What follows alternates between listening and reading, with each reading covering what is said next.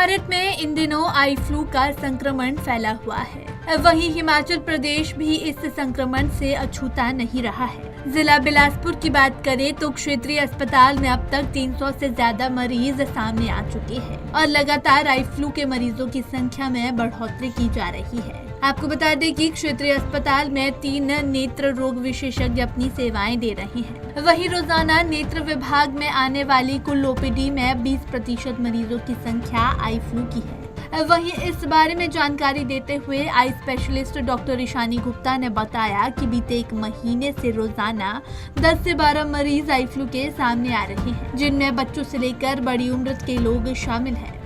Doctor Ishani ने बताया कि बरसात के मौसम में आई फ्लू वायरस ज्यादा सक्रिय होता है।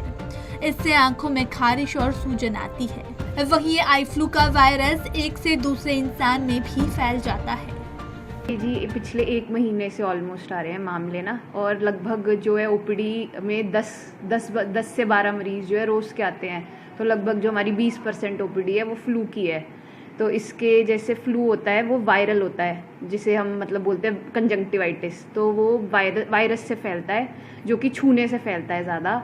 अगर जैसे किसी मरीज को हुआ है, वायरल फ्लू हुआ है, तो अगर वो अपनी आंख में हाथ लगाएगा, दूसरे लोगों से हाथ मिलाएगा, या जो उसने तौलिया इस्तेमाल किया वो दूसरे लोग इस्तेमाल करेंगे, तो ये उनमें इस तरह से फैलता है ये।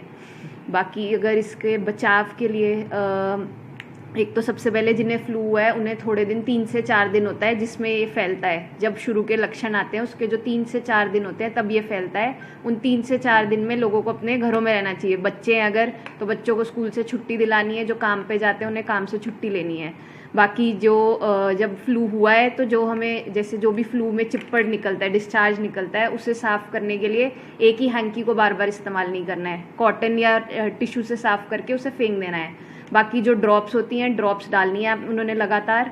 और घर में जैसे है, घर में जो भी तौलिए वगैरह हैं उनको शेयर नहीं करना है। सबने अपना अपना हाथ पोंछने के लिए जो तौलिए वो अपने अलग अलग रखने हैं।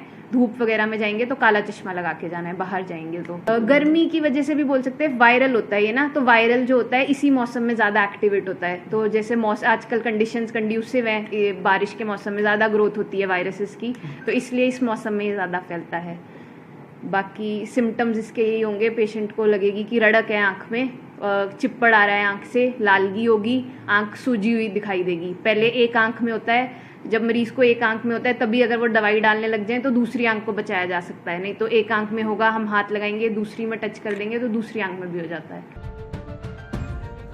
बहरहाल जिले में आई फ्लू के मामले तेजी से बढ़ रहे हैं। वहीं डॉक्टर ने भी लोगों से अपील की है कि शुरुआती लक्षण दिखने पर तुरंत नजदीकी जांच केंद्र में जांच करवाएं।